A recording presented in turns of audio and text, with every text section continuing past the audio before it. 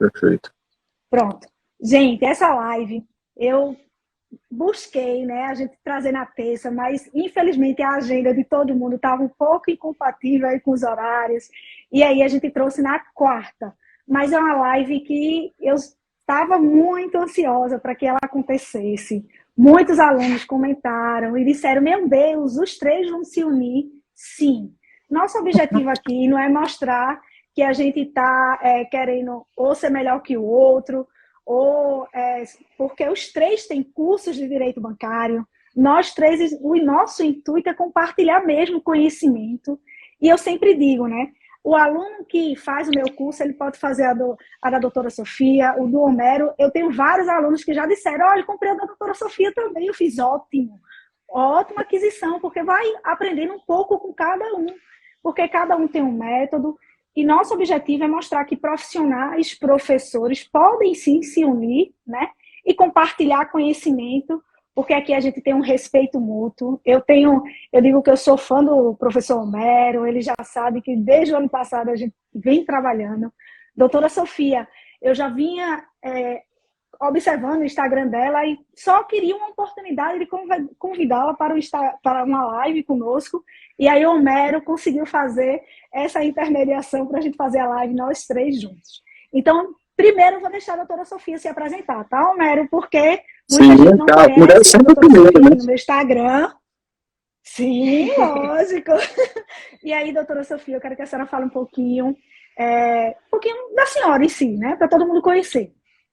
Boa noite, Jéssica. Boa noite, doutor Homero. Prazer estar aqui essa noite com vocês, né, colegas tão competentes que compartilham comigo a atuação no direito bancário. Boa noite a todos os ouvintes, né, da nossa live. Meu nome é Sofia Brust, eu sou advogada, atuante na área do direito bancário há 11 anos. Né? Adquiri muita experiência prática com todo esse tempo, além da teórica, é claro. E venho militando nessa área, né, com muita dificuldade até hoje e até o período da pandemia, que realmente foi, como eu digo, foi o momento mais difícil, né, financeiramente para todo mundo de uma forma geral, mas muito propício para o militante, o atuante na área de direito bancário. Né? A gente realmente teve uma alta demanda nesse período de crise pós-pandemia. Então, realmente acabou que a gente está tirando, fazendo, né, o limão da limonada. E estou aqui à disposição para acrescentar no que for possível com vocês.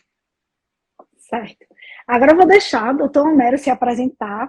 Algumas pessoas não conhecem ele no meu Instagram, até parece, né? A gente sempre está fazendo live juntos. Poucas, né, Jéssica? Poucas. A gente sempre compartilha muita troca, porque o Homero tem uma visão, eu tenho outra, e aí a gente vai passando esse compartilhamento para os advogados, né? E eu digo que eu sempre estou aprendendo um pouco com cada um. Cada live a gente aprende, porque eu digo, nós que estamos trabalhando todos os dias com as ações, não sabemos de tudo, tá? Dizem, professora sabe de tudo. Não sabe, porque tem casos que chega que você faz, meu Deus, qual a saída melhor para esse caso? Qual a estratégia melhor que eu vou utilizar? Então, é compartilhando conhecimento mesmo, entre nós, que a gente busca uma melhor saída e, eu digo, trazer um êxito aí, né, favorável para o consumidor. Então, agora eu vou deixar o Homero se apresentar. Vai lá, Homero. Eu queria agradecer a Jéssica pelo convite, né, Jéssica, de estar aqui hoje nessa live. E a doutora Sofia também, né, por aceitar esse convite, né, essa triangulação que eu fiz aqui para a gente tentar juntar essas duas feras da advocacia bancária, como eu postei hoje. E para quem não conhece, eu não sou advogado, né, de carreira da advocacia privada, mas eu sou um defensor público e me considero também como um advogado. Tanto é que eu tenho minha inscrição na OAB, mas tenho incompatibilidade, não posso atuar na advocacia privada. E tem alguns aninhos, eu não vou falar meus aninhos de prática, não, porque fica denunciando que eu estou usando filtro, né? Como diz os seguidores, o Botox está vencendo, tem que renovar. Então, eu tenho alguns aninhos de praia já na Defensoria Pública, e há alguns anos também já venho dando aulas nas escolas de defensoria, e a pandemia me fez aí despertar para atuar nas aulas, né, no público externo. Já fazia isso muito na Defensoria Pública, mas externamente a gente não fazia. E os colegas, não, vamos fazer, acho que interessante. Eu acabei entrando, apaixonei nessa área e eu não saio mais das redes sociais e da aula. Falar, né, com pessoas é sempre muito bom. Sempre gostei, por ser defensor público, a gente lida com gente. E aí eu falei, vamos entrar nesse mundo, então vamos. E mergulhei e adorei. E acabei conhecendo a Jéssica também nas redes sociais. A Sofia também, a gente fez uma outra live, mas o Instagram sacaneou com a gente. Mas foi uma super produtiva, o pessoal adorou. E acontece, viu, doutora Sofia? Acontece, o Instagram faz sacanagem. É patrocínio dos bancos. Verdade. É patrocinado pelos bancos, esses golpes. E isso é importante, então, que a gente está para compartilhar, discutir. A doutora Sofia tem um curso brilhante, a doutora Jéssica também tem, inclusive acho que a doutora Jéssica tem uma oficina agora no próximo sábado, né, doutora Jéssica? Com relação a isso. Então, não é concorrência, isso é importante falar, né? Cada um tem a sua expertise, cada um tem o seu diferencial, e eu acho que somados vira, né, um grande time, isso é muito bom. E ninguém sabe tudo, como você colocou, Jéssica. Ninguém sabe tudo, ninguém é dono da verdade. Nós estamos aqui todos os dias tentando melhorar um pouco mais. E é importante falar isso, Jéssica, sobre não saber tudo, para mostrar a dimensão que é o direito bancário e a advocacia bancária. A advocacia bancária não é para o generalista. Eu já começo com essa atenção. Eu quero me aventurar na advocacia bancária. Meu amigo, você está no lugar errado. Você vai dar com cara na improcedência. E a Sofia fala muito isso, né? A advocacia bancária não dá dinheiro, não dá porque você não é especialista na área, você não estuda a fundo a temática, você não conhece a autorregulação, você não conhece normativas do Conselho Monetário. E essa advocacia não é para generalista, porque se você não mergulhar nesses meandros, você não consegue tirar leite de pedra, né, que eu falo. Né? E tem muito, né? São quantos milhões de contratos que a gente tem no país? Milhões. Então, falta esse aprofundamento que vocês duas fazem muito bem, esse trabalho. Eu acho que a gente tem muito a discutir e debater aqui sobre essas fraudes. Nós falamos muito de revisional, mas as fraudes cada vez mais vêm crescendo. A pandemia acelerou o movimento de fraude, em todas as áreas bancárias. Né? E aí, fiquem à vontade agora para começar a debater. Só para lembrar o pessoal, perguntem aqui embaixo da Sofia, para não ficar no chat perdido, manda na interrogação, está embaixo da Sofia aqui, a interrogaçãozinha, quem quiser perguntar, fica mais fácil para a gente não perder as perguntas. Porque eu vi que tem uma ali, já quero perguntar, né? Fica mais fácil. Olha, e dispare o aviãozinho, né? Pois é. Se essa live chegar a 100 curtidas, pessoas assistindo essa live ao vivo, eu vou disponibilizar um sorteio amanhã para participar do meu curso do Pix de fraudes no sábado. Vamos lá, então vamos compartilhar todo mundo. Tem que bater 100, olha a meta. Inclusive, eu quero ganhar esse sorteio, viu? Porque como o doutor Mério estava falando e Jéssica também, né? Eu vou até me permitir chamá-los de Homero e Jéssica, tá, gente? Eu acho que a gente é quase amigo já, tá? Sim.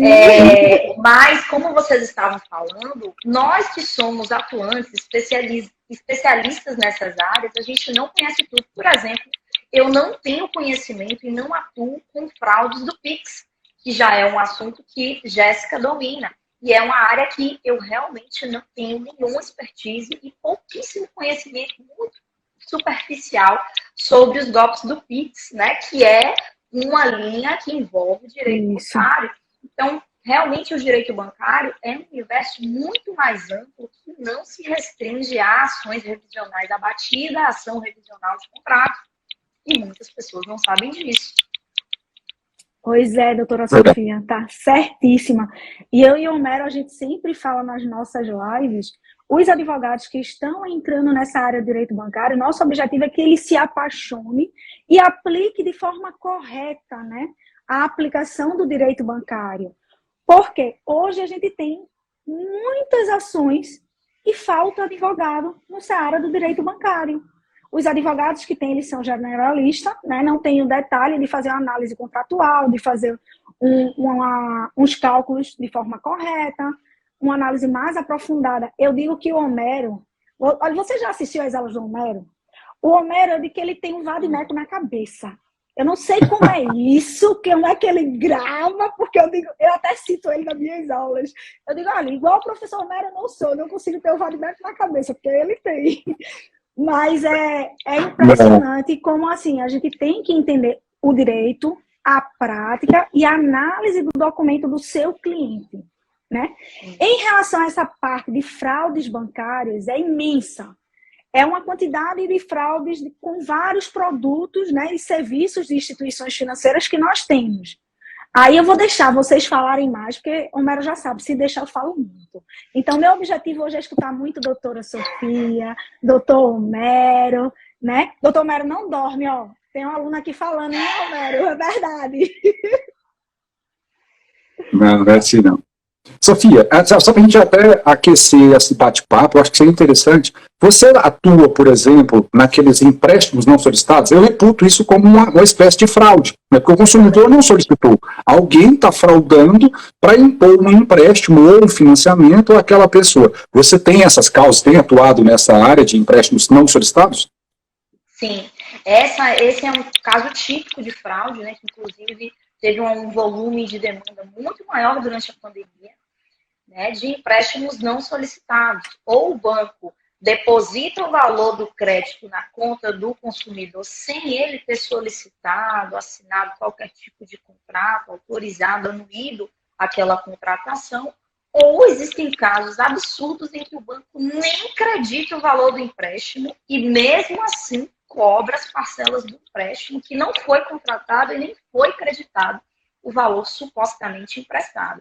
Então, são duas formas, né, de fraude de empréstimos não solicitados que a gente realmente está com um volume muito grande nesse período de pandemia, teve um aumento absurdo e que é facilmente administrado na justiça esse problema, desde que, claro, a gente siga a instrução processual correta. Né? Inclusive, existem estratégias, expertises práticas que realmente você entrar com uma ação de negativa, né, de existência de débito, pura e simplesmente, não vai, talvez, trazer o melhor resultado para o seu cliente, para você como advogado. Eu pego muitos alunos que entram com essas ações, por exemplo, em juizados especiais. Né? Os juizados especiais, existe um grande problema nesse tipo de ação, porque os bancos muitas vezes falsificam a assinatura do cliente para apresentar esse documento, esse contrato, né, fictício que foi falsificado e justamente a ação do juizado ser julgada extinta sem julgamento de mérito, né, em razão da necessidade de se fazer uma perícia grafotécnica sobre aquela assinatura. Então, é uma expertise prática que muitos advogados, por não serem atuantes da área, não conhecem e acabam perdendo tempo para ele, para o próprio cliente, né, que fica pagando aquele empréstimo por muito mais tempo do que se tivesse demandado na justiça ordinária. Inclusive, as liminares na justiça ordinária são concedidas de forma muito mais vasta do que nos juizados especiais, né? Então, tem toda essa expertise prática que pode parecer algo bobo. Vou negar um débito, o ônus da prova é todo do banco. Não, vou entrar no juizado, valor abaixo de 40 salários mínimos. Não, gente. Então, a gente realmente precisa dominar, conhecer, né? Dominar o conteúdo, saber as estratégias processuais de cada caso para que a gente tenha o melhor proveito possível para o cliente e para a gente. Porque, notem, juizado não dá honorários sucumbenciais em fase de conhecimento. E na justiça ordinária, sim.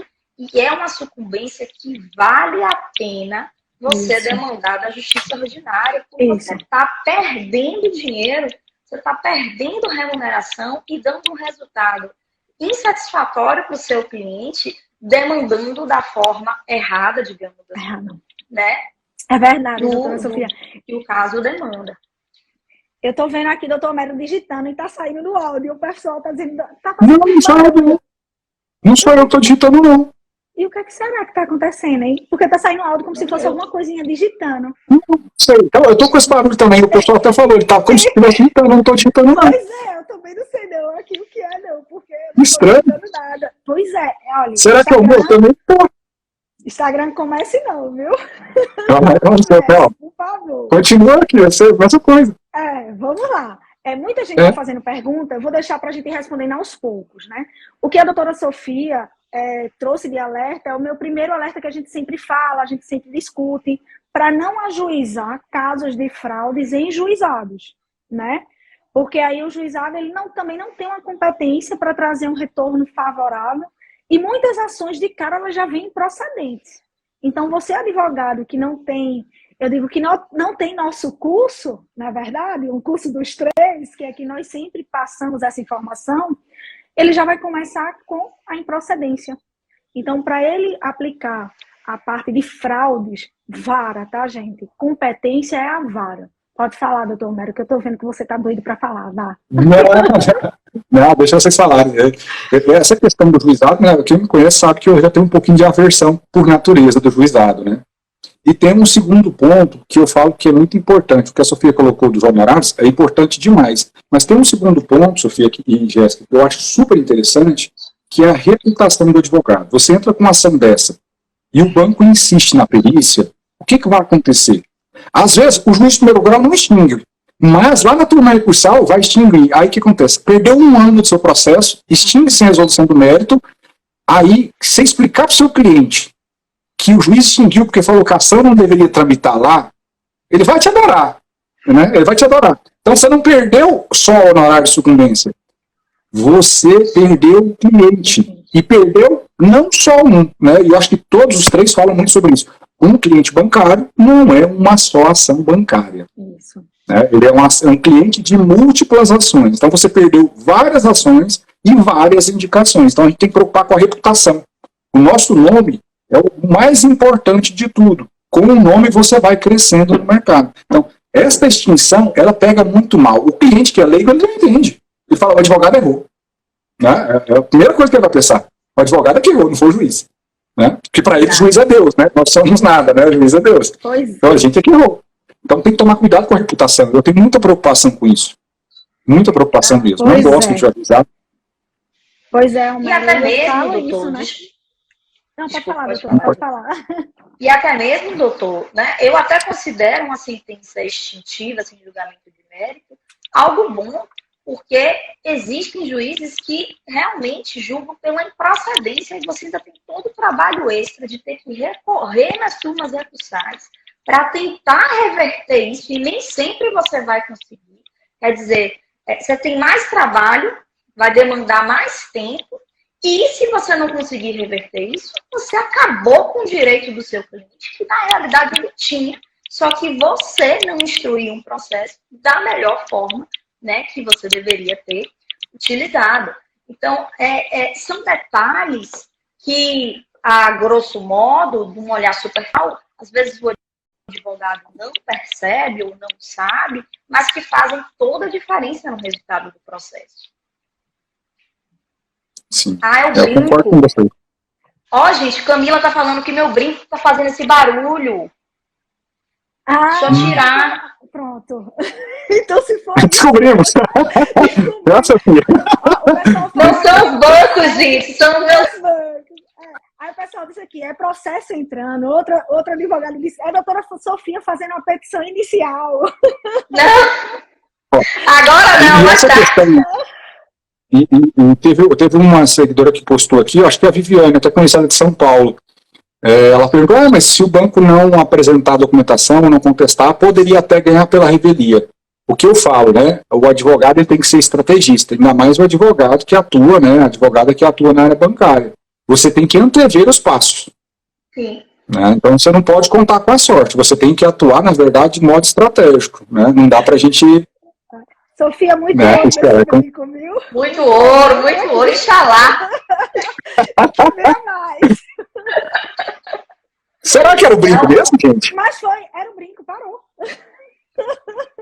O brinco balançando aqui, ó, bem no fone. Que bom, então. Então, graças a Deus, problema resolvido. Ó, estamos com 63 pessoas assistindo a live ao vivo. Vamos lá divulgar para a gente bater a meta de 100 pessoas assistindo essa live. É muito importante vocês terem esse conhecimento, né, para saber qual o procedimento correto, quais são os tipos de fraudes que podem acontecer, né?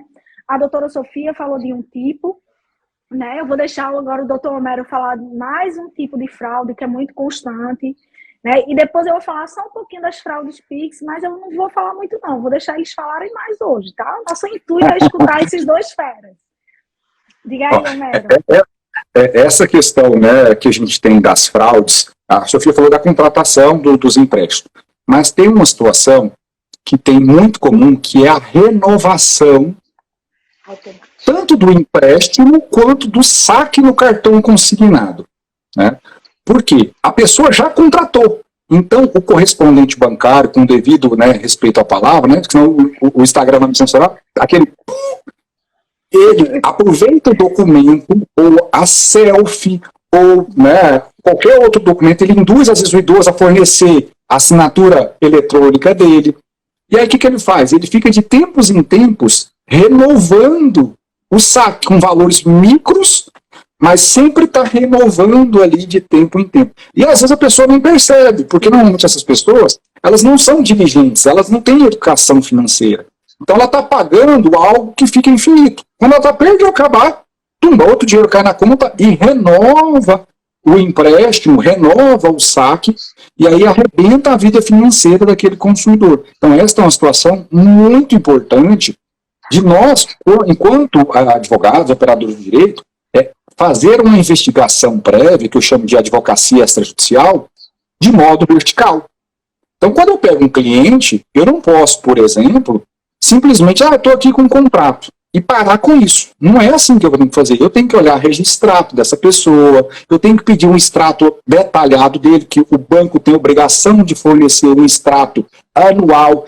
Na verdade, deveria fornecer já espontaneamente. Todo dia 28 de fevereiro de cada ano, né, esta seria uma obrigação da instituição financeira. Mas isso não acontece na prática. A gente tem que forçar e induzir a ter, né, essa documentação. Mas o extrato analítico da pessoa é importante para ver tarifas, operações de crédito que foram praticadas naquela conta, e conversar mais com ela para ver qual é o tipo de operação que ela já praticou e você investigar, e atrás. Porque com isso você consegue detectar estas renovações que não foram solicitadas, elas foram fraudadas na história, né, financeira daquele consumidor. E acontece muito, gente, mas muito. Aí você conversa, não lembro desse dinheiro aqui não. Só que como o valor é baixo, ele acaba usando sem perceber. A grande maioria não percebe o uso daquele dinheiro, mas ele não solicitou. Então, sem solicitação, nós temos ali uma operação que foi praticada por meio de um ato ilícito. Então, eu preciso, de fato, né, ter essa diligência. Por isso que o advogado especialista, ele tem essa expertise. E vocês têm essa expertise de mergulhar na vida financeira daquela pessoa. E dali que você minera, eu falo minerar mesmo, minerar ações. E isso não é litígio predatório, gente. Alguém perguntou ali atrás sobre litígio. Isso não é litígio predatório. Você está educando a população nos seus direitos. Eu não tenho direito, enquanto advogada, falar, olha, neste caso aqui, o senhor está sendo lesado. Agora, o senhor quer ou não propor ação, é uma liberdade de escolha dele. O que não pode acontecer é fraudar procurações. Isso aí sim é litígio predatório. Mas a gente não ensina isso. Né? A gente está ensinando o quê? A investigar a vida e falar, cliente, você tem essa situação. Você aqui realmente tem interesse de prosseguir, a gente avançar nisso? Então é importante demais essa investigação para detectar essas fraudes. É muito importante isso. Eu fico até rindo nessa parte de advocacia predatória, que o Homero conhece minha história e sabe bem. E aí eu vou convidar a doutora Sofia e o doutor Homero novamente para a gente fazer uma live só falando desse tema da advocacia predatória. Eu sou um caso prático dessa situação que eu passei. É mesmo? E o banco foi condenado pela OAB de Pernambuco pelo que eles estavam me acusando, porque todos os meus clientes têm procuração, me conhecem, e aí eles vão pagar agora aí uma indenização bem legal, né? Justa, porque, de fato, merecida. Pois é, fizeram um dossiê particular da minha vida e disseram que eu era uma advogada inexperiente e com teses infundadas. Aí, você estava dando muito prejuízo, viu, Jéssica? Felicidade. Você deu muito prejuízo. O importante é as pessoas entenderem, né? Porque às vezes... Dei um pouquinho. Então, assim, nosso objetivo é realmente, meu objetivo é fazer uma live, eu acho que seria legal, porque cada um tem um ponto de vista de analisar essa advocacia predatória, que realmente existe, a gente sabe que existe, tem advogados que aplicam, Mas eu acho interessante a gente trazer outra live. Porque senão, se deixar a gente falando aqui, a gente vai falar muito. A gente tem muito assunto, né? Eu digo que o direito bancário ele é cheio de assunto e cheio Tem espaço para todo mundo. Pois é, tem espaço para todo mundo. Então, o que é que a gente vai fazer? Eu prometo que ainda esse mês eu vou arranjar um tempo na agenda dos dois para a gente fazer essa live da advocacia predatória, porque o Homero está na correria, mas a gente vai arranjar um tempinho para a gente falar sobre esse tema. Realmente, essa parte desses empréstimos que acabam sendo refinanciados, esse saque dentro do cartão de crédito, eles começam a perceber, às vezes eles nem percebem, como o Homero mesmo falou, está acontecendo muito. É tipo, 90% hoje dos meus clientes que eu tenho passam por essa situação. E eles não param. Os bancos, eles não cessam. Porque não tem uma punição, né? Aquela punição mais severa, um dano mais severo, uma punição por parte da FEBRABAN, do Banco Central. Não tem essas punições. Então, eles vão continuar. As ações vão continuar. E cabe você, advogado, identificar, né? Essas renegociações. E quando você identificar, você vai perceber que tem a assinatura ali, que é de um antigo contrato e foi copiado e colado para um novo. A selfie, como o Homero falou, às vezes ela é reutilizada, é a mesma foto, né? Então, tem os detalhes para você puxar mais informações e até solicitar na sua petição, no caso dos IPs, do telefone, onde foi feito, né?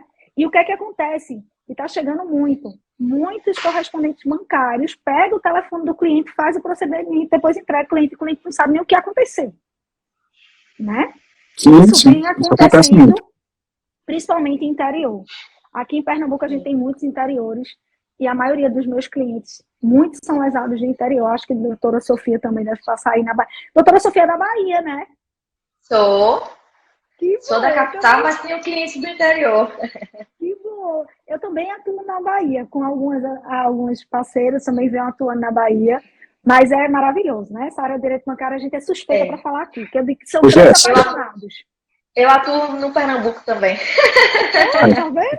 Por isso que eu falei para vocês hoje, eu não sei nem a quantidade de estados que vocês atuam, já tem a conta, eu já atuo no... muita coisa. Bom, Jéssica, o pessoal está falando aqui, tem perguntinhas na bolinha lá, da interrogaçãozinha, que a gente está esquecendo deles lá. Vamos começar a responder. Ó, o advogado, o Edisley. Golpe da falsa central. Como os tribunais vêm decidindo sobre a responsabilidade? Da falsa central? Deve ser aquelas situações de falso... São os estelionatários, que como se fossem representantes do banco. Essa é uma situação bem difícil. Não sei como é que está no tribunal de vocês, que vocês atuam. Porque depende muito do contexto do caso concreto para a gente colocar na cabeça do banco. Aqui em Mato Grosso do Sul, é bem complexo, né, a não ser que eu tenha elementos muito específicos para provar que o banco teve um mínimo de responsabilidade. Quando, por exemplo, o cliente vai lá e procura aleatoriamente um site e ele tenta contratar e começa a negociar por WhatsApp sem ter maiores elementos, aqui a gente não ganha. Agora, quando é a situação do boleto falso, aí a gente tem elementos. Porque o que acontece, na verdade, nesses boletos falsos, são vazamentos de dados, porque aquele fraudador, estelionatário, ele tem acesso, por exemplo, a número de contrato, ele sabe um valor próximo do que é o débito daquele consumidor, então acaba induzindo aquilo a erro.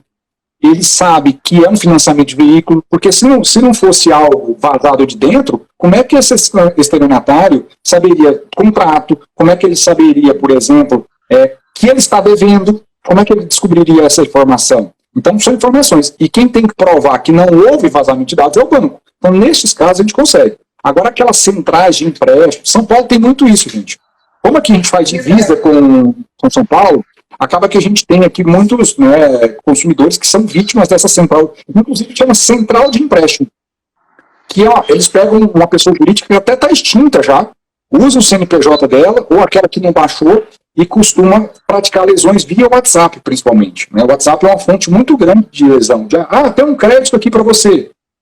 E aí, nessas situações, também faltou a cautela mínima do consumidor. Aqui é difícil a gente ganhar. Não sei como é que vocês estão aí na Bahia e Pernambuco. É muito difícil nesses casos. É muito, muito difícil mesmo. Aí, realmente, faltou essa pesquisa, né? Esse cuidado na hora de contratar um serviço que está sendo ofertado. Primeiro, gente, não existe almoço grátis.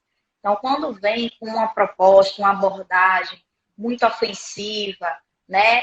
Eu peguei casos de clientes, eu fiquei morrendo de pena, que estava concedendo empréstimo a uma pessoa com o nome todo negativado do Serasa, não pedia nenhuma garantia, não pedia nada, só para ficar pagando não sei quanto, 300, 400, 500 reais, como se fosse uma caução, um imposto, qualquer história que esses estelionatários inventam.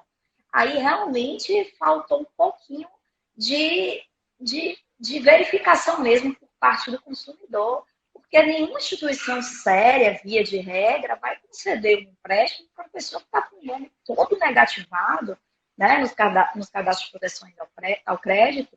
Então, assim, se tivesse conversado com um vizinho, talvez teria se atentado para o risco iminente do golpe. E nesses casos é muito difícil de constituir prova, de localizar o estelionatário, né, que, como o doutor disse, eles utilizam o CNPJ de outras empresas. Eu já peguei casos até em que eles modificaram, né, no Photoshop, o cartão CNPJ de uma empresa que realmente concedia empréstimo, criaram um site muito semelhante ao de uma empresa que concedia realmente crédito, mas que eram estelionatários. Então, realmente, nesses casos, fica muito difícil de produzir a prova para responsabilizar, né, achar algum culpado que possa indenizar pelos danos causados aí nesse tipo de golpe. Aqui, Sofia e Jéssica, eu não sei se você vai pegar, eu tenho algumas situações, de coisa, principalmente financiamento de veículo, a pessoa está sem pagar as prestações, ela tenta entrar em contato com o banco. Um beijo aqui para o professor Cristiano Sobral. Ele entrou aqui? Que legal! Beijo, professor! Não vi. Tá? Um abraço, Cris. E aí, com relação a isso, o consumidor quer quitar. Aí ele liga na central de atendimento do banco, ele ligou realmente na central. E ele não conseguiu negociar do jeito que ele queria, não consegue. Passa uns dias, ele recebe uma proposta via WhatsApp para quitar esse boleto. Isso acontece muito. Agora, esse contexto, você consegue aí ter um mínimo de elemento. Olha, entrei em contato com o banco. Né? E aí, e depois disso é que eu fui objeto de uma fraude. Eu acreditei que seria nesse sentido, porque o valor estava muito próximo, os dados bancários que foram fornecidos ali eram próximos do que estava no meu contrato. Então tinha toda aquela aparência de que eu estava negociando. Né? E o tempo, normalmente, é um dia, no outro dia eles já ligam, é impressionante. Então, nesses casos, a gente consegue um bom êxito nessas demandas. Mas, quando essa situação igual a Sofia colocou, da central, que o cara pede, quem quer empréstimo não tem que ficar pagando, gente. A pessoa precisa de dinheiro. Primeira coisa, né? Não tem que ficar pagando, adiantando dinheiro para o banco. As pessoas, a fraude é justamente nisso, é de ficar adiantando dinheiro. É IOF, é tarifa de não sei o que lá, é um monte de coisa, desenvolvimento, né? Nesses casos não tem como. Mas nos boletos a gente ainda tem... Como se fosse arrecadação de imposto do governo, umas falsificações assim, bem feitas, sim, inclusive. Não é algo bem complicado mesmo. Ó, a gente tá chovendo de perguntas aqui, é muito questionamento. Coloque ela aí, Jéssica, coloque ela no... Se você clicar, eu acho que ela aparece embaixo aqui, ó. Aparecem? Isso, se você clicar na pergunta, ela aparece embaixo, ele clica numa delas. Tá. Ó, o Cris falou que tem bastante caso. Tá vendo? Apareceu, verdade. A pessoa que não sabe mexer no Instagram, meu Deus. Não vou aprender. Eu sou péssima. Pronto, a pergunta aqui do Cristóvão. Sobre o cartão RMC. A pessoa faz como se fosse um empréstimo sem saber que é um RMC. Como fazer prova? Eu digo que isso é o carro-chefe de todos nós aqui, né? Eu vou deixar vocês falarem. Primeiro as mulheres, podem falar, fica à vontade, gente. Eu falo muito, vocês sabem. A questão do cartão de crédito consignado, eu, inclusive, considero uma modalidade de fraude, porque realmente existe, no mínimo, um vício de consentimento ali do consumidor na hora da contratação. Né? Ele é abordado e é vendido como se fossem características de um empréstimo consignado tradicional e, na realidade, é ativado, é vendido um empréstimo de cartão de crédito consignado, justamente porque existe uma margem exclusiva para cartões de crédito de 5% e, muitas vezes, a margem consignada do consumidor para outras modalidades de empréstimo, já está toda tomada. Então, só tem como o banco utilizar esses 5%, que é exclusivo do cartão de crédito. Evidentemente que nada disso é explicado para o cliente no ato da contratação, e ainda que seja, né, eu pego muitos processos em que o banco junta a gravação telefônica, em que de fato há uma explicação da contratação via cartão de crédito consignado, mas é assim, é quase vomitada a informação, né? A gente percebe que a conversa ela vem toda num ritmo de fala, e na hora de informar as condições do empréstimo, o preposto do banco, o correspondente bancário, ele dispara o texto automático super rápido, e a gente mal consegue entender que são os idosos, né, que são as grandes vítimas desse tipo de operação, que possuem problemas auditivos e uma série de limitações em razão da idade, notadamente por telefone, né? Às vezes a ligação está ruim, enfim. Então, quais são as provas, quais são os elementos que eu comumente utilizo para comprovar essa fraude e anular total ou parcialmente esse tipo de contratação? Primeiro, o envio e a utilização do cartão de crédito. Se uma pessoa sabe que está contratando um cartão de crédito consignado e, né, contratou de fato esse serviço, por que ela não recebeu um cartão? Ou se chegou a receber, por que não utilizou o cartão para efetuar compras? Apenas há lançamentos de saques, que na verdade são as transferências do empréstimo. Né? Então, esse é o primeiro elemento que a gente tem para demonstrar que, de fato, foi um cartão de crédito consignado, né? Que está um tradicional que está maquiado aí de cartão de crédito consignado. Além disso, a gente também... Oi? Não, estou escutando. Tá escutando? Além disso, um outro fator que a gente identifica é que o consumidor também, ele não efetua nenhum tipo de pagamento dessa fatura, né? Então, aquela fatura só tem o lançamento do saque, não existe mais nenhuma movimentação, nenhum tipo de pagamento, tá? Desse jeito, a gente consegue demonstrar também que o intuito daquele consumidor não foi de adquirir um cartão de crédito, porque o cartão de crédito consignado tem as mesmas funções que um cartão de crédito convencional. Um cartão de crédito convencional também faz saque, né? Os benefícios são juros menores, né? Você conseguir contratar com o nome negativado, uma série de benefícios por ser consignado em folha. Mas ele é um cartão de crédito, tem as mesmas funções que um cartão de crédito convencional. Então, por que só utilizá-lo para fins de empréstimo? Né? Outra questão que a gente identifica, caso o juiz não entenda pela nulidade total, é justamente a taxa de juros, certo? A gente identifica muitas vezes em que não é informado. O doutor Cristiano está falando alguma coisa aí, gente. Não é informado para aquele cliente a quantidade de parcelas. Ele falou da transparência, né? Aí do artigo 46. E também ele falou aqui em cima de fazer o diálogo com o Código Civil por vício de consentimento. Sim, com certeza. Eu já até me perdi aqui no que eu estava falando, mas enfim, um outro elemento... gente, vocês estão me ouvindo? Estou ouvindo, perfeito. Está perfeito. Essa é a bateria do fone, né? Era isso que eu ia dizer. Deve estar descarregada. Era isso, um minutinho. Tá. Enquanto a Sofia vai, eu vou colocar uma lenha na fogueira, então, já que a gente está falando de RMC. Tem uma questão que eu gosto de trabalhar bastante com relação, nesta parte de vício, que é a parte de autorregulação bancária. Eu acho que é suma importância nós começarmos cada vez mais a utilizar a autorregulação, porque a autorregulação ela é criada pelos próprios bancos, Sim. por meio da FEBRABAN e as associações em geral. E nós temos a chamada SARBs, né? Se eu não me engano, a 1, a 13, a 21, ela vai tratar do crédito responsável. Isso. Então a gente precisa utilizar esse argumento do crédito responsável também como elemento agregador ao vício de vontade, já que a Sofia colocou. No sentido de que o banco, quando ele vai oferecer o saque, ele tem que fazer o quê? Ele tem que dar opções ao consumidor melhores do que o saque. Então, ele tem que dar informações claras, adequadas, que permitam ao consumidor comparar linhas de crédito que sejam mais vantajosas para ele.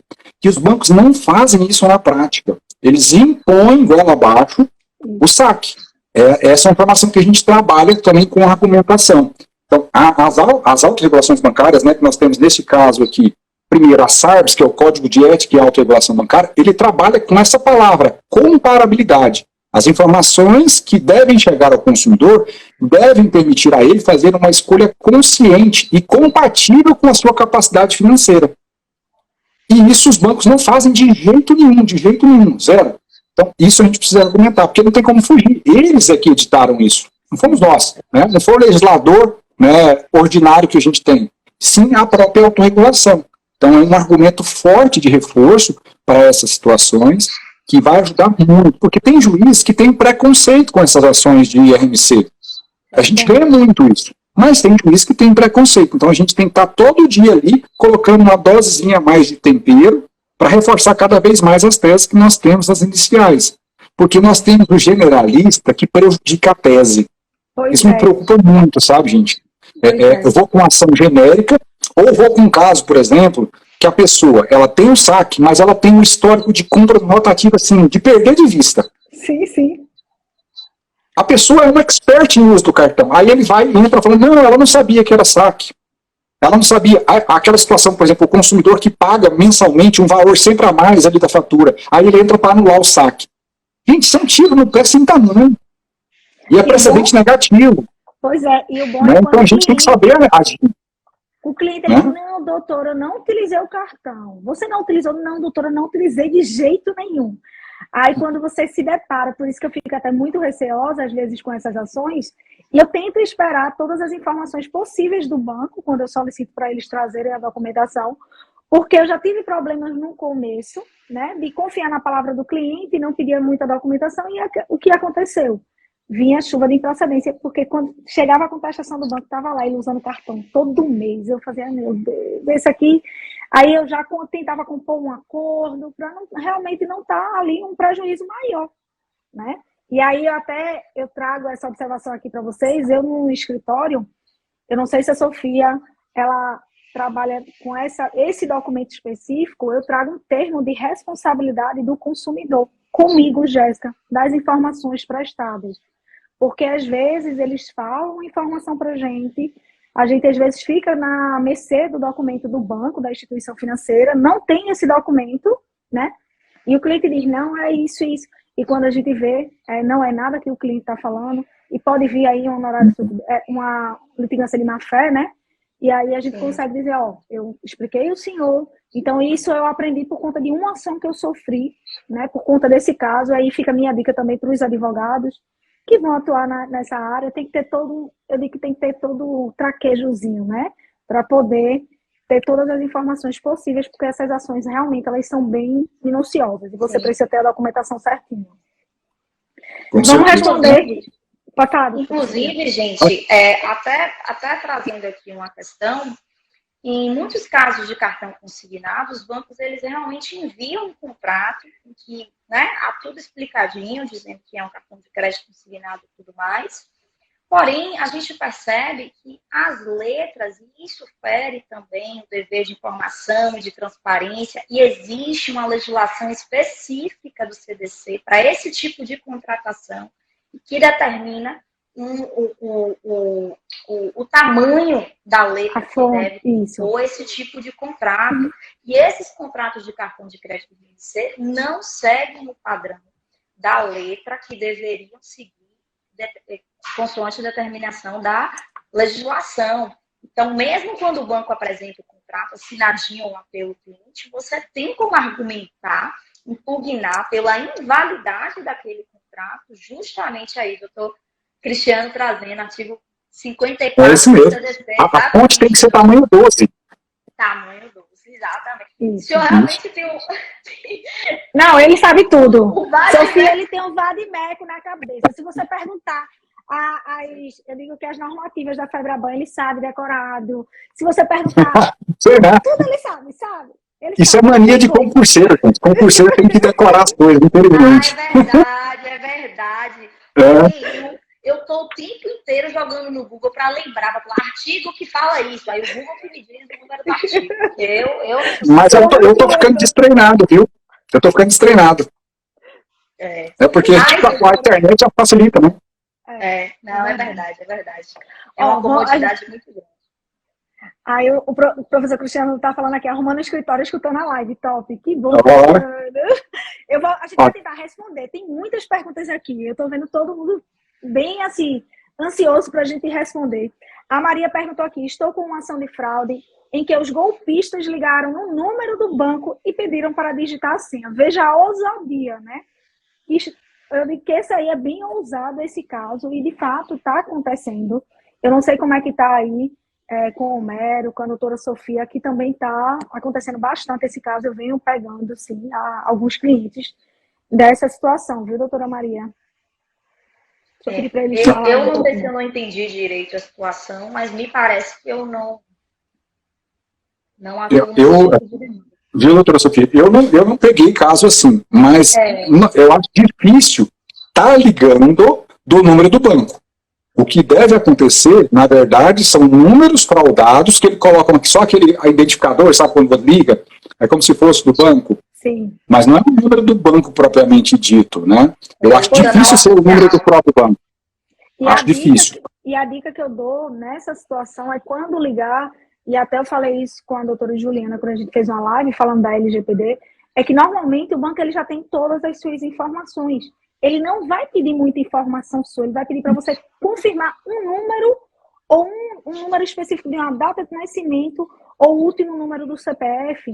Então, ele não está ali com o intuito de pegar seu CPF todo, sua data de nascimento toda, porque ele já tem todos esses dados. Então, você tem que passar isso para o seu cliente também, ter esse cuidado, esse alerta, tá? Que, de fato, acontece muito, né? E aí, para a gente comprovar também fica um pouco difícil, porque é por ligação, né? Essa parte de acontecer, de a gente provar, eu digo que é um pouco mais minuciosa, depende muito do fato do cliente, quando chegar para a gente dar uma analisada. Pode ter uma saída? Pode, mas aí vai depender de cliente para cliente, tá? Mas nesse caso aqui, ela está colocando aqui, Jéssica, que no caso foi o número do banco mesmo, infelizmente não foi o identificador, vi só o número. Mas nesse caso aqui, doutor, por exemplo, se tem um número e você sabe que realmente é do banco, você tem elementos de prova, você poderia periciar para esse número, de fato é da instituição financeira. Se é da instituição financeira, e a partir desse número surgiu uma fraude, você consegue responsabilizar o banco. Sim. Agora, como até o Cristiano colocou ali, né? Se for um número aleatório, que não tem nada a ver com o banco, e a pessoa do consumidor vai lá e solta todos os dados dele, senha, dados bancários, isso é um fortuito externo. E aí não vai aplicar o entendimento sumular, a súmula 479 do STJ, que fala do fortuito interno, entendeu? Então, assim, nesse caso, não teria como o banco saber que um terceiro estaria praticando a fraude. É um elemento totalmente externo. Então, neste caso, realmente eu não consigo ver. Se você tem certeza, dá para você apurar. Poderia até, por exemplo, vou dar uma dica prática. Você fazer uma ação probatória autônoma para demonstrar que esse número é do banco. Você conseguindo demonstrar, ação em cima do banco. Isso. Entendeu? Mas a probatória autônoma. Oi? Aqui, doutor, eu até diria mais. É algo que eu, inclusive, aplico quando eu quero produzir uma prova de forma mais célere. Entre em contato com esse número, se passando por um potencial cliente, grava a ligação. Era isso que eu ia dizer agora, doutora Sofia. Enviam, inclusive, para aparecer lá o número, né, que você está falando, o preposto se identificando como funcionário do banco, certo? Porque aí você vai estar produzindo a prova de que aquele número que entrou em contato é, de fato, um canal oficial do banco. Aí você consegue uma produção de prova, acredito, né? Um pouco mais prática, digamos assim. Pois é. Sim, sim. E você pode pedir para oficiar, depois que você tem essa prova mínima, você pode, né, na verdade, pedir para o juiz oficiar a operadora de telefonia e aí, ó, confirme se esse número de fato é da instituição financeira, né? Se você tiver essa confirmação, ótimo. A minha preocupação da gravação é só, por exemplo, porque vamos supor que essas pessoas já estão ali, uma central de fraudes mesmo. Eles vão atender como banco. Então, você não teria prova, teria que complementar com o ofício a instituição, né, a operadora de telefonia, e fala, olha, de fato esse número está registrado para a instituição financeira X, ou para o correspondente bancário, porque pode acontecer também a fraude ser praticada pelo correspondente bancário, Sim. que é o que mais comum acontece, na minha visão. A fraude é correspondente bancário. E eles fazem parte da lógica de responsabilidade solidária do CDC. Claro. Né, artigo 7, parágrafo 1, vai falar, olha, todos que correram para o dano vão fazer. A partir do momento que o banco contrata e autoriza um correspondente bancário a atuar, ele está ali assumindo todo o risco do negócio. Tá? É importante isso. Perfeito. A Simone perguntou aqui, o golpe do boleto fraudado, os tribunais estão reconhecendo? Sim, ele vem reconhecendo. O Homero falou há pouco, não foi, Homero, sobre justamente Sim. aí como é que está essa aplicação. Aqui eu só falo assim, depende do caso. A gente não pode falar que em todo caso, porque se for aquela situação que tem qualquer desconexão com o contexto de dados, por exemplo, o número do contrato não tem nada a ver, o valor não tem nada a ver, a referência à prestação não tem nada a ver. Se não tem nenhum mínimo elemento que coincide com aquela dívida de fato da pessoa, fica difícil você responsabilizar o banco. Porque aí vai caracterizar justamente o fortuito externo. Agora, se eu tenho elementos que conseguem, né, linkar um vazamento de dados, aí você consegue responsabilizar o banco. Aí sim. Olha outra pergunta. Eu vou, para a gente tentar responder o máximo de perguntas, porque tem muitas. Minha cliente falou que não assinou nenhum contrato. Ao solicitar, todos possuíam a assinatura dela. E ela reconhece essa assinatura, doutora? Foi ela mesma que, né, que assinou? A Fabrícia está perguntando. Nesse caso, a doutora Sofia até ela até falou que realmente o que é que acontece? Às vezes nem é que ela tenha assinado esse contrato, já é uma assinatura antiga e eles pegam e trazem para um contrato Replicam. Novo. Sim. É isso, doutora Sofia. Ou realmente falsificam. Eu já peguei falsificações grosseiras, né, que não foi nem necessário fazer a produção de prova pericial grafotécnica, porque a olho nu era visível que foi uma tentativa de cópia daquela assinatura, mas quando é muito semelhante e ainda assim o cliente afirma que não foi ele que fez aquela assinatura, aí vamos para a perícia para ver se realmente é alguma assinatura, né, replicada ou se foi realmente uma falsificação mais fidedigna da assinatura. Aí a perícia grafotécnica vai dizer de fato o que foi que aconteceu. Um banco que faz pouco isso, sabe? É um banco que começa com C e termina com 6. Pois é. Faz muito pouco. Eu nunca peguei uma ação dele. Muito pouco. Não. Quase nenhum. Bem pouco. Começa com C e termina com 6. Eu não vou falar qual banco que é. Não, verdade. A doutora Jéssica está perguntando aqui, quando entrar no juizado e quando entrar na justiça comum, no caso de fraude. A primeira dica que eu dou, sempre em justiça comum. Eu não indico entrar em juizado, tá? Eu não aplico. Quem é o advogado que aplica? Se ele teve alguma procedência, me conte, porque eu nunca vi. Tá? Não tem, mas é uma questão de sorte, realmente. É uma questão do juiz entender. Não tá nada. Isso aí mas aqui em Pernambuco não tem, viu, doutora? Aqui em Pernambuco é improcedência mesmo. Chegou o nome e fala no fraude, aqui em Pernambuco não aplica. Não, aqui, inclusive, nos juizados daqui, a gente também encontra já uma resistência nesse tipo de ação, que virou uma ação em massa, né? Tem muitos advogados, isso sim é advocacia predatória, tem muitos advogados que saem negando contratação de A a Zinco e contam com a sorte do banco não juntar o contrato assinado, né? Então, isso cria realmente uma resistência do judiciário com relação ao julgamento desse tipo de demanda, que está sendo ajuizado de forma irresponsável, no mínimo, por esses profissionais. Então, no juizado, e utilizam o juizado justamente porque não tem recolhimento de custas, porque se for improcedente, não tem nenhum tipo de penalidade, né, financeira, tá? Então, se utilizam dos juizados justamente para, no caso de uma improcedência, não ter nenhum tipo de penalidade ou custo para o cliente ou para o advogado. Então, Concordo. É realmente um assunto que, não digo mais, já houve o tempo em que essas ações eram bem avaliadas pelos magistrados dos juizados. Hoje não são mais. Então, um detalhe, né? Eu poderia falar facilmente, não, vai no juizado, né? Porque o defensor não recebe honorários. Pessoalmente, eu não ganho honorários de sucumbência, né, como defensor. Mas vocês são advogados e advogados, gente. Não é questão de gostar. essa, né, é a sua fonte de renda. Então, por que você vai fazer num lugar que não te dá sucumbência, gente? É só uma questão de sobrevivência, né? É uma questão de sobrevivência. Fora que eu não gosto mesmo, né, da forma como o CDC é lido pelos juízes, né, dos juizados e pelas turmas recursais, né? Talvez eu tenha algum distúrbio de leitura do CDC, mas eles não leem o mesmo CDC que eu leio. Então, talvez eu tenha alguma dislexia, alguma coisa que não me permita interpretar direito o CDC. Mas, de fato, existem algumas divergências interpretativas lá que eu não consigo entender. Né? É um CDC próprio das turmas. Pois temos alguns problemas. Verdade. Tem uma pessoa, a pergunta do doutor Leandro, ele fala um pouco de crédito imobiliário. Deixa eu até apertar aqui, porque ela é muito grande, então não aparece. Assinei um crédito imobiliário, imóvel pronto, tenho 2 meses apenas. Percebi que o valor talvez tenha sido um pouco superfaturado. Está muito cedo para pedir revisão do contrato? Não tem cedo. Se assinou o contrato, você pode pedir a revisão no outro dia, se possível. Se tem algum superfaturamento aí, você já pode ajuizar. Quanto antes, melhor. Né, doutora Sofia? Doutora Sofia é especialista nessa área também, né? Vamos aproveitar e escutar mais ela. Porque vocês já estão acostumados comigo falando, não, velho? Aqui, quem é uma convidada especial, doutora Sofia, que tem cursos nessa área, está até aberto, né, doutora? Tá, até sexta-feira. Aí, quem tiver a oportunidade, corra. Faz igual já, hein, Sofia? Vai, pois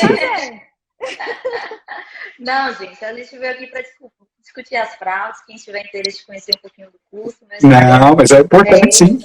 Mas aqui eu e a Homero, a gente trabalha... Ela não vai fazer, eu vou fazer, ó, pessoal. O curso da Sofia é muito bom, da Jéssica também, viu? Vale a pena vocês investirem. Vale a pena mesmo. Ó, teve o curso do Homero, o da Sofia está aberto e o meu vem logo em seguida. Então, assim, vocês têm 3 professores... É a trilogia. Pois é. É a trilogia do direito bancário. Pois é, e o bom é que pega um ponto, um nicho específico de cada um, né? E vai ficando bem, eu digo que vai ficando preparado. Que o objetivo é esse, você ficar muito preparado. Porque as ações bancárias, ela precisa ser muito detalhista. O advogado ele tem que ser detalhista para poder ter um êxito. Porque quantidade de clientes tem e falta advogado. Então, não perca essa oportunidade não, viu? E sábado, eu vou falar um pouquinho das fraudes do Pix. Por quê? O que é que está acontecendo? Eu até falei para o Homero, está acontecendo muito. As fraudes em relação ao Pix estão chegando com tudo, né? Com a pandemia, cresceu a quantidade de pessoas utilizando o celular para fazer movimentações bancárias. Vocês viram a nova moda agora, celular Pix? Vocês souberam dessa notícia? Celular Pix, eu até trouxe essa notícia. O que é que estão fazendo? Vão fazer um celular. Na China, eles já estão pensando, né, em trazer para fazer o celular que só faça a movimentação bancária, no qual esse celular, o objetivo dele é ficar em casa. E o seu celular, que você está ali todo dia movimentando, ele não vai ter nenhum aplicativo do banco, com o intuito, de fato, de tentar parar um pouco, né, essas fraudes bancárias. Porque São Paulo, hoje, é o número 1 do estado que tem mais furtos de celulares com o intuito de movimentação bancária, né? De clonar ali as movimentações e tirar dinheiro.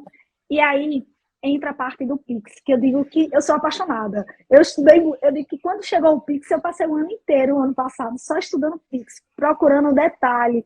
Eu digo que realmente, quando a gente começa a estudar bem o Banco Central, as normativas do Pix, quem criou, né, foi o Banco Central. Então, a fraude do Pix, ela está vindo de uma forma que os bancos não sabem nem como lidar e se realmente eles têm responsabilidades. E eu vou falar para vocês da melhor forma possível que chegou, que o Banco Central trouxe, o danado do DICT. Então, o que é DICT, gente? É um diretório que ele tem todas as informações da chave Pix. Vocês sabiam que a chave Pix ela tem um DNA e esse DNA ela mostra todas as transações através desse DICT e você consegue aí, de fato, até trazer a responsabilidade do banco nas ações. Muitas ações de fraudes do Pix estão sendo improcedentes porque vocês não têm elementos, né, para mostrar ao juiz que, de fato, aquela conta, a conta que já teve alerta de golpe, né? O banco já tinha ciência. Então, é através do DICT que você vai fazer essa solicitação na sua peça. E eu digo que é a solicitação de ouro.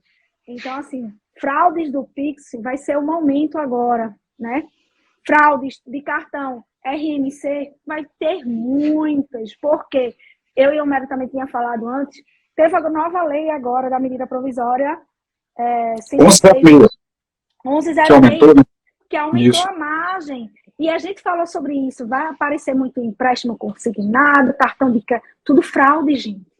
Então, vocês têm que estarem preparados para essas ações. Você que está atuando no direito bancário, esse ano eu disse que esse ano vai ser um mar de oportunidades, porque a quantidade de fraudes ela vem aumentando.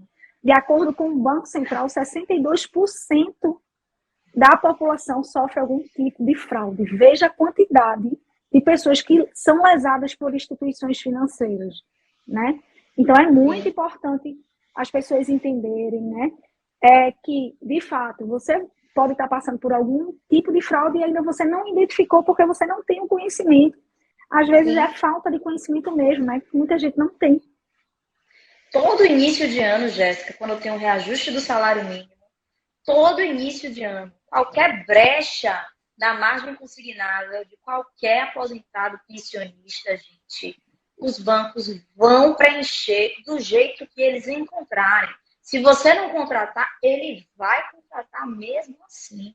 Então, qualquer oportunidade de margem, né, disponível, os bancos vão preencher e utilizam aí a forma que eles encontrarem para conseguir isso. E a gente precisa, primeiro, estar consciente dessas possibilidades, né?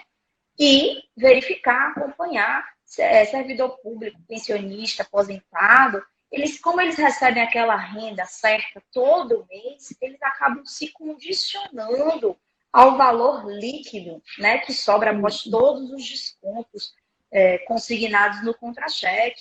Então, a pessoa se acomoda, adapta a sua vida àquele valor disponível e fica ad eterno pagando aqueles valores, nem controla se as parcelas do empréstimo já acabaram, se houve uma renovação automática, como o doutor Homero trouxe, que é muito comum, mas é muito comum mesmo. 96 parcelas, a pessoa não acompanha. Quando está no 93, faz uma renovação automática, libera qualquer R$400 na sua conta. E com o mesmo valor, né, Sofia? Isso é importante chamar a atenção, porque as renovações elas são feitas de modo estratégico. A prestação continua no exato valor, só que era 96, eu paguei 50, renova por mais 96. Aí chegou lá, paguei mais 30, renova por mais 96. E vai virando, vai jogando, com o mesmo valor. O aposentado nem percebe. Né? Nem percebe. Exato. Isso é importante demais. Né? O SCOM, pegar o SCOM inativo, eu tenho que investigar tudo, gente. Não tem como. Tem que ir atrás de vírgulas, né, na advocacia bancária, que senão não vai avançar. É importante demais isso. E até aquela pergunta do imobiliário ali, eu acho que as duas também têm o mesmo entendimento que eu, pelo que eu acompanho vocês nas redes sociais. A advocacia bancária é tão gigantesca, gente, e no meu curso eu não falo do imobiliário, porque eu falo que tem que ser um curso separado. Eu também não. Porque imobiliário é um outro nicho da advocacia bancária. E você não pode ir com as mesmas premissas de um contrato de empréstimo comum, gente. Por isso que tem aventureiro. Então nós não podemos, né, ser irresponsáveis e sair manejando ações aleatoriamente, infundadas, porque isso gera essa acusação injusta que tem sobre litígio predatório, e mais, ela tira a credibilidade da advocacia bancária. E aí começa a gerar precedentes negativos que fecham a porta, né, fecham as portas para as boas ações. Porque aí quando bate lá, mais uma ação bancária, desconsidera a situação. Então, não podemos. Presença ilustre aqui, Sofia Bial. Seja bem-vinda, Sofia. Brilhante professora, né, advogada também, autora de livros, sempre considerado, né? Muito bom. Olha essa pergunta, Homero. Eu vou deixar o Homero responder, porque aí a gente faz o convite à doutora Sofia para participar, né, Homero? Olha a pergunta, só quero saber quando teremos um encontrão presencial. Esse encontrão vai sair. Gente! Que ótima ideia, eu gosto de viajar.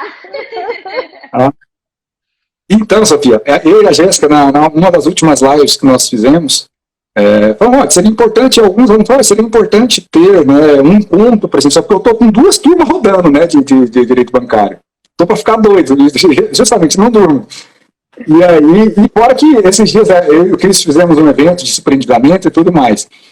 E aí surgiu a ideia do encontro presencial, né? Uma imersão mesmo. E já fica aberto o convite que a gente está pensando aqui fazer no final do ano, novembro, para fazer uma cidade mais central para todos, uma sexta-feira à noite e um sábado o dia todo de imersão, e depois o pessoal à noite, né, aproveita o final de semana, onde tiver, seja Brasília, seja São Paulo, que são as duas cidades, na minha visão, mais centrais. O melhor seria na praia, né? Mas acho que fica muito distante para todo mundo.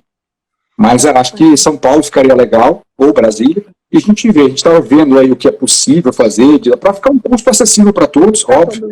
E eu acho que seria muito bacana. E fora o segredo, né? A caixa preta da advocacia bancária, o que a gente não pode falar no vídeo, né?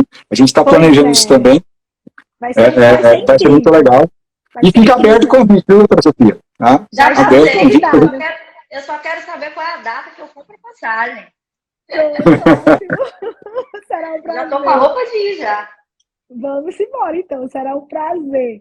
Ó, teve uma segunda pergunta também que falou sobre o golpe da falsa central, né? A gente já respondeu aqui, então se você perdeu, depois dá uma assistida na live. Eu vou deixar essa live salva por um tempinho, porque realmente tem dicas importantes. Muitas pessoas ficam querendo saber, né? Então, algumas pessoas entraram no final, assim, no meio da live. Então, a gente falou muitas coisas boas, trouxemos de dicas para vocês. Então, vocês assistem. Eu vou deixar um tempinho aqui para a gente poder desfrutar ainda mais dessas dicas, tá? Muita gente está animada com esse evento, né, Homero? Estão falando aqui, animada com o evento. Teve até algumas alunas minhas que são de Homero também, dizendo, já estou com a roupa de ir, já vou organizar a roupa. Então, vamos lá. Nosso objetivo hoje, realmente, é a gente falar um pouco mais dessas fraudes. A gente sabe que hoje a quantidade de fraudes que vem acontecendo é mais com Pix, cartão de crédito, empréstimos. Esses são, eu digo que são chaves, né, que batem recorde de ações, tanto aqui para mim, eu acho que para a doutora Sofia, o Homero vê muito como defensor, né, Homero? Acho que são as principais. Vocês têm alguma outra que vocês acham que também se enquadra num patamar que seja elevado? Olha, Jéssica, eu tenho encontrado muitos casos de fraude de uma empresa intermediária, né? Algumas empresas que se apresentam como intermediárias, correspondentes, inclusive, de determinados bancos, e que vendem como se fosse uma renegociação daquele empréstimo, tá? Para o banco que a pessoa adquiriu. E aí, o que a pessoa faz? Ela se apresenta como intermediário do banco, diz que vai comprar a dívida, como se fosse fazer uma espécie de portabilidade, né? Você vai fazer esse empréstimo aqui, vai transferir o dinheiro para a minha empresa e eu vou reduzir o valor das suas parcelas. A grosso modo, é basicamente isso. Servidores públicos, inclusive, principalmente do Rio de Janeiro, não só do Rio de Janeiro, mas eu tenho encontrado muitos casos no Rio, né? Esse tipo de golpe, inclusive, está sendo amplamente noticiado na mídia. Tá? E muitas pessoas estão caindo. Por quê? Porque essa pessoa dessa empresa que se apresenta como correspondente bancário, ele que intermedia toda a transação do empréstimo. Então, ele pega o contrato lá no banco X de empréstimo, leva na casa da pessoa para ela assinar, a pessoa nem pisa no banco. A pessoa assina o contrato e depois assina um segundo contrato com a empresa terceirizada, né, intermediadora, no caso, para fazer essa tal dessa portabilidade de crédito, que na verdade é um golpe. A pessoa transfere o valor que ela recebeu do banco e fica sem empréstimo e ainda pagando as parcelas do empréstimo que ela contratou. Então, é um caso de fraude que é relativamente novo, começou a acontecer de 2019 para cá, tá? Eu estou encontrando um público muito grande, principalmente no Rio de Janeiro, certo? Policiais militares, da Marinha, né? Pernambuco tem muito, doutora, tá chegando muito esses também. órgãos, inclusive, estão anunciando, colocando notas, toda a corporação, avisando desse tipo de golpe, que realmente é uma coisa absurda. O número de processos no Rio desse tipo de golpe está assustador e está acontecendo também em outros estados, certo? Então, fica um alerta para o consumidor e para os advogados também, né? Inclusive, gente, eu pego muito cliente que fica até com vergonha, né? Ele se sente assim, até envergonhado de dizer que caiu nesse golpe. Mas é um prejuízo grande. Aqui a gente tem da portabilidade, na verdade, viu, Sofia? Porque a gente tem aqui, a pessoa acha que está fazendo a portabilidade e, na verdade, ela está fazendo uma renovação de empréstimo. Aqui tem muito aqui. Né? Ela vai no banco X, ela tem no Y, né? Ela tem conta, por exemplo, no banco Y e tem um empréstimo lá. Aí ela quer portar para outro banco e vai lá, como se fosse portabilidade. Toda a proposta, e quando vai ver, na verdade, é uma renovação de empréstimo péssima. Porque a portabilidade, ela tem regras próprias, ela tem limites. Isso. E quando o banco faz a portabilidade, ele quita o anterior e porta a dívida lá com condições, né, limitadas. Agora, quando é renovação, não tem. Então, isso é um problema seríssimo que tem aqui, e as pessoas não se atentam. Elas vão perceber da portabilidade só quando o advogado, né, alerta, olha, peraí, o senhor não fez portabilidade, o senhor está falando que fez a portabilidade? Não fez, não. E, na verdade, o banco quitou lá e fez um novo empréstimo para você com condições totalmente diferentes.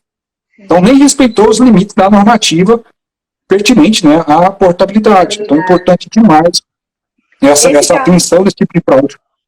É verdade. Esse caso da doutora Sofia apresentou muito agora, Homero, no começo desse ano.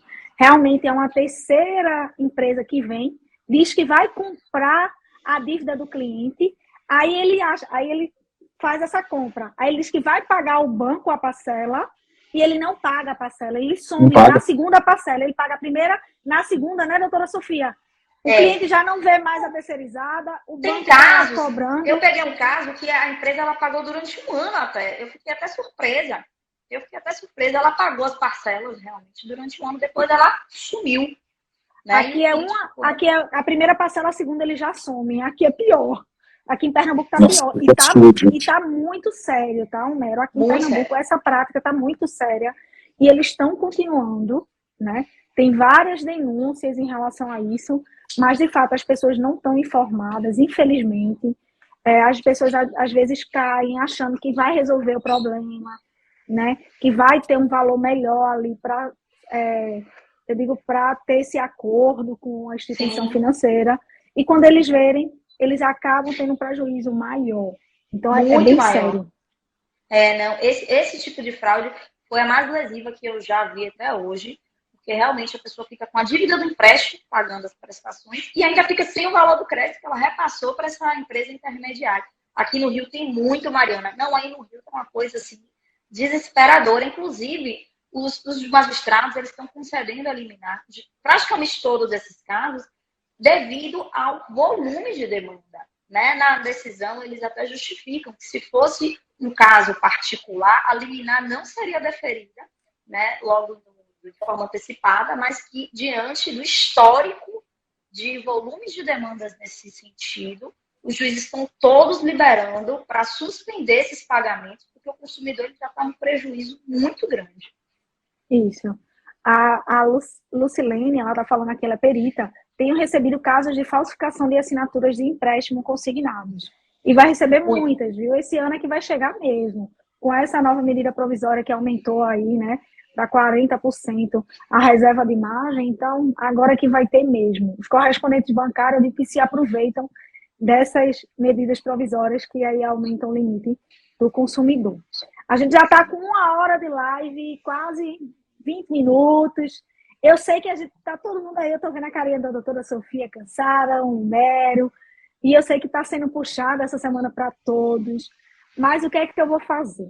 A gente vai ter uma segunda live, tem que ter. Eu não vou deixar. Eu não vou deixar, né, Homero? A doutora Sofia, sim. A gente agora vai aperrear um pouquinho ela também para fazer essas lives, até porque ela tem a prática também, né? Aí, da Bahia. Eu tenho uma prática aqui em Pernambuco em alguns estados, ela também atua em vários estados, eu já olhei também, eu fiquei feliz, que bom. Vocês estão no Brasil inteiro, gente. Estamos chegando. Todo não, 19 estados. Ai, veja, a doutora Sofia está em vocês estão loteando no Brasil.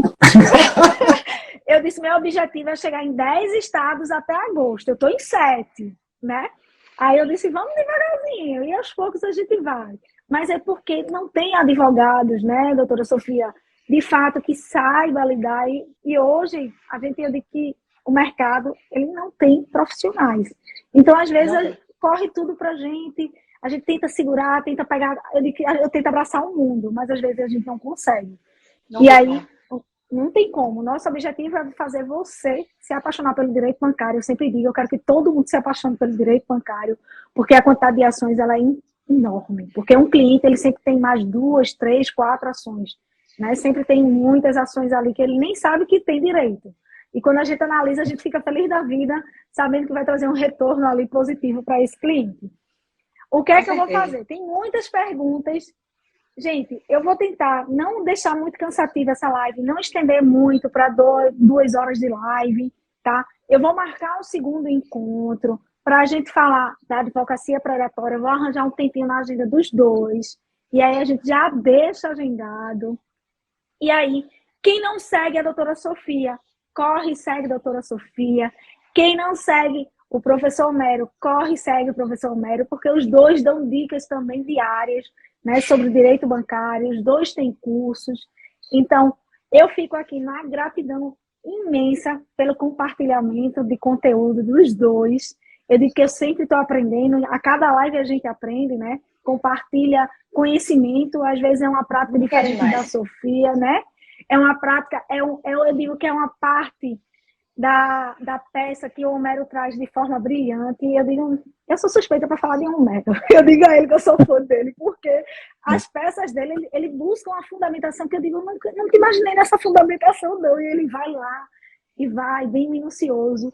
Então, são 3 pessoas aqui que estão com o objetivo de trazer a vocês a informação e fazer com que os advogados se apaixonem pelo direito bancário. Porque o que eu quero é isso. Eu quero muitos parceiros, colegas atuando nessa área. Vou deixar a doutora Sofia falar um pouco agora e depois o doutor Homero para a gente se despedir, né? E fica a minha gratidão aqui nessa live.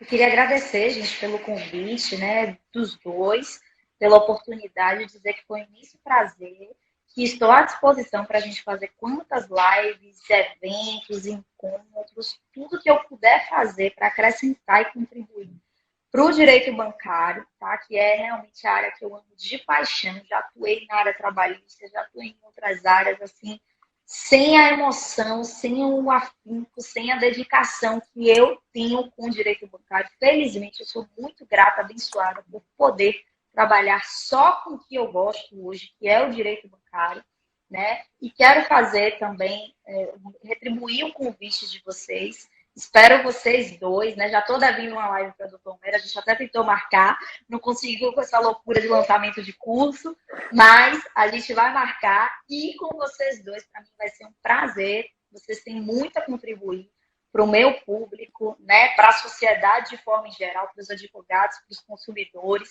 Então, eu aguardo vocês para a gente, né, normalizar e transformar numa rotina essas lives que realmente é um compartilhamento de ideias, de experiências, de conhecimento que só tem a agregar para todo mundo. Muito obrigada. Eu agradeço também, Jéssica. Eu agradeço muito pelo convite, né? Sempre me chamar. Eu consigo dar um jeito aqui, né? Eu fico com você por uns 2 dias, mas eu vou. A gente vai resolvendo isso. Nada que, né, a gente sacrifique. Eu agradeço muito pelo convite. É sempre bom estar debatendo esse assunto, que eu gosto muito. Direito bancário, para mim, é com prazer e não um sacrifício. Por mais que a gente, né, todos vocês sabem a dedicação que é dar aula, produzir conteúdo. Não é só estar aqui, né? O background é muito maior do que isso. Então, sabe o sacrifício que é para todos estarem aqui fazendo as coisas. Agradeço a Sofia também. Sei que ela está na correria de curso e preparar curso é caótico, não é algo simples, não. Então, assim, agradeço muito. E espero a gente voltar, bater papo, discutir, fazer talvez no YouTube, fazer uma aula mais prática, com peças, discutir, porque todos aqui acho que têm, né, o seu ponto de brilhantismo e vão enriquecer cada vez mais. Então, assim, quem sabe, né, se vocês compartilharem nossa live, a gente marca outra. Tira os comentários aí, Jéssica, né? Faz um momento aí do frente. Marca, compartilha a gente. Quem não me segue, segue aqui em cima a Jéssica. Segue a Sofia. O Homero é craque em fazer essa parte do marketing. Eu deixo ele falar. Agora vamos fazer.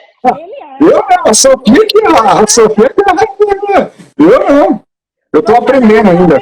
Príncipe print agora e vocês vão divulgar essa live para a gente ter o segundo encontro, se Deus quiser. Vamos nos preparar, doutora Sofia, ficar bem lindas, para o pessoal fazer... Tem meu brinco, gente, meu Deus.